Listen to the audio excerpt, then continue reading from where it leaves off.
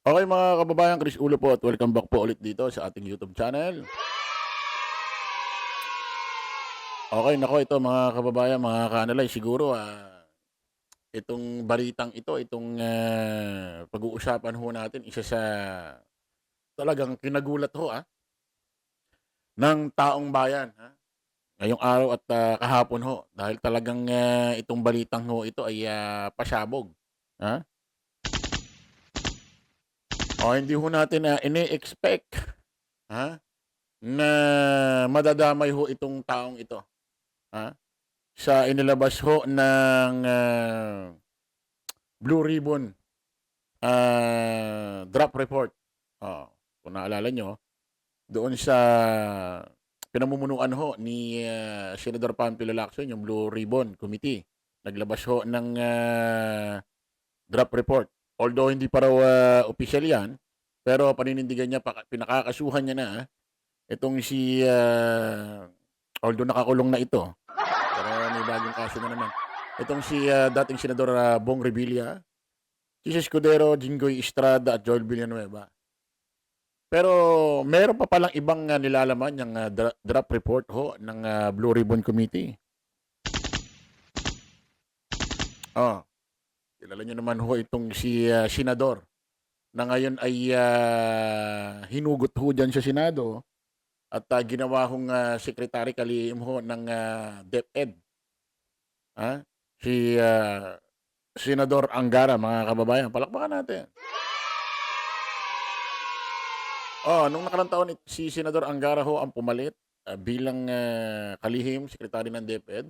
Dahil alam niyo naman ho, itong si VP Inday Sara Duterte ay nag-resign dyan sa DepEd.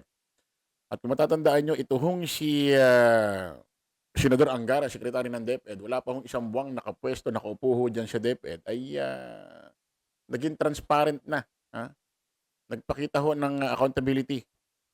In-expose ho ang isa't kalahating, take note, isa't kalahating milyong piraso ng laptop na nakatenga ho dyan sa bodega ng DepEd.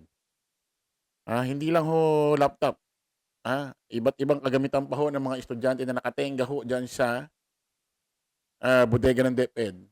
And expose niya ho yan na hindi ho ginawa ni VP Inday Sara Duterte sa loob ho ng 2 taong pagkakaupo niya dyan sa DepEd. Isipin nyo, ang dami ho nangangailangan ng laptop ng mga estudyante, mga kagamitan na po pwedeng pinapangutang pa ng mga pamilya, magulang ho. Na dahil yung mga anak nila ay nag-aaral ho sa mga pampublikong eskwelahan. Kasi pag sinabing DepEd, ang priority ho niyan, mga pampublikong eskwelahan, di ba? Sige, igupin ko muna, baka lumamig.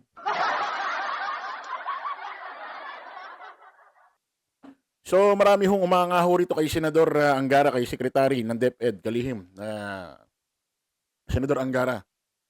At kung mapapansin niyo, itong si Senador Angara, mailap ho ang issue rito. Hindi ho siya na dadamay ho siya kahit anong klase ho ng korupsyon. Pero bigla na lang hong nagbago ang lahat. Dahil ho, ito mga kababayan, may breaking news.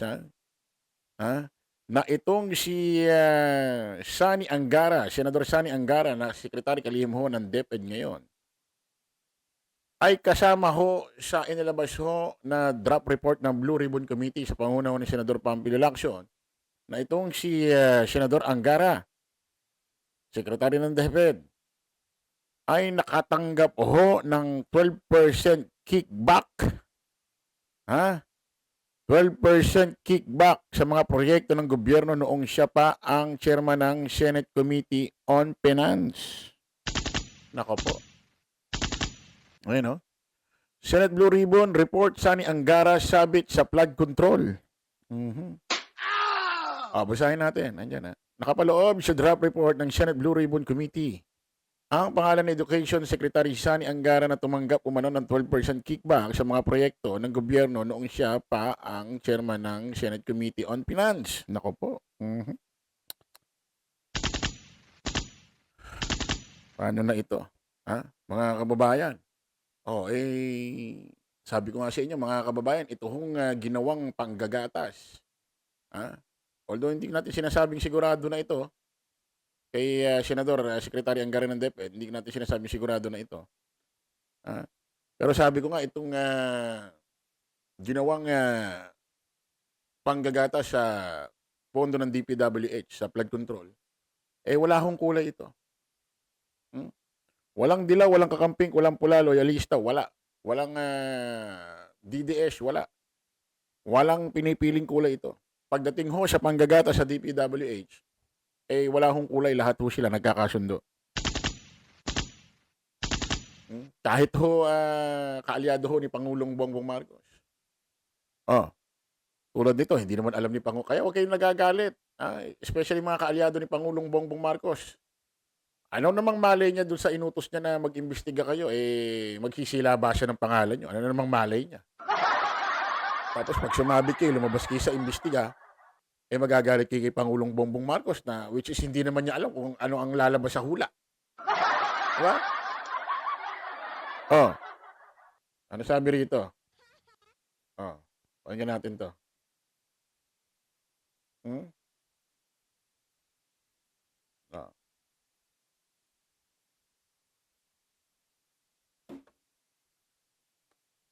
At natapos ang konstruksyon ng ilang classroom sa Revilla National High School sa Cavite. Pero hanggang sa ngayon ay hindi pa rin daw ito napapakinabangan. Ang pondo raw kasi nito binulsa umano ng bata ni DepEd Secretary Sunny Angara. Narito ang agenda report ni Just Ignacio.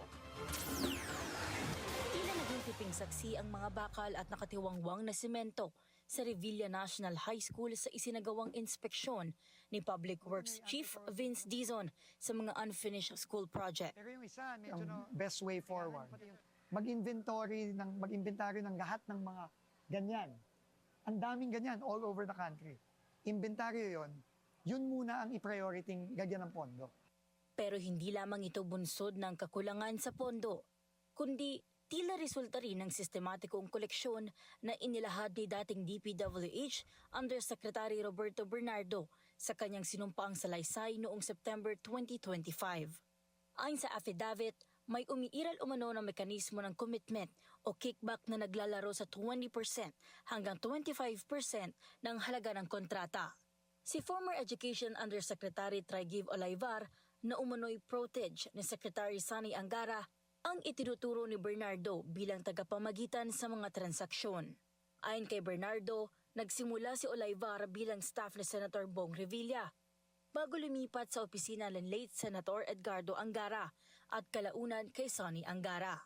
Inilahad din ni Bernardo na sa pagitan ng taong 2019 at 2024 habang si Sunny Angara ang chairman ng Finance Committee, nakatanggap umano si Olayvar ng mga deliveries na katumbas ng 12% ng mga proyekto ng senador.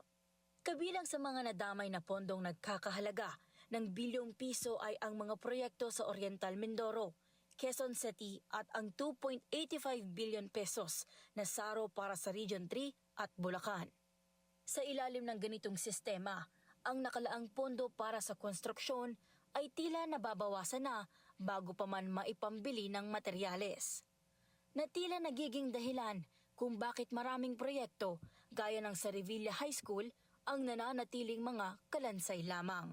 Bukas ang Billionaire News Channel para sa paglilinaw ni DepEd Secretary Sunny Angara hinggil dito. Para sa agenda. Ayan ako mga kababayan ha. Ang nakatuklas pa pala eh itong si Secretary ng DPWH, ha? Itong si Secretary Vince Dizon. Nako po. Syempre, although hindi pa pinali, sabi kasi hindi pa raw pinali yung hindi pa official o final ho yung inilabas ho na nag-leak na draft report ho ng Blue Ribbon Committee na pinamumunuan ni Senador Pampilo Lacson kasi siya chairman dyan. Hindi pa raw ho pinali, final, official. Re-reviewin pa raw ho nila lahat yan. Actually, may mga bumawi raw ho ng pirma. Sabi ko nga, bakit kaya nila pinirmahan? Kung di pa naman sila sigurado. Tignan ho natin kung kung sa mismong pinale opisyal na draft report ho ng Blue Ribbon Committee ay hindi ho mababago na inirekomenda ni Chairman Blue Ribbon Committee Pampilo Lacson na makasuhan si Bong Revilla pa, si Escudero, Joel Villanueva, sino pa? Si Escudero. At madadagdag pa ho, isa pa ito, madadagdag ho itong sinasabi nakatanggap ng 12% kickback itong si Senador Angara ngayon ay kalihim sekretary ho ng DepEd. Na pumalit kay BP Inday Sara Duterte. Kung hindi yung mababago ang draft report na yan, ibig sabihin, itong si Senador Angara, sekretary ng DepEd, ay makakasuhan.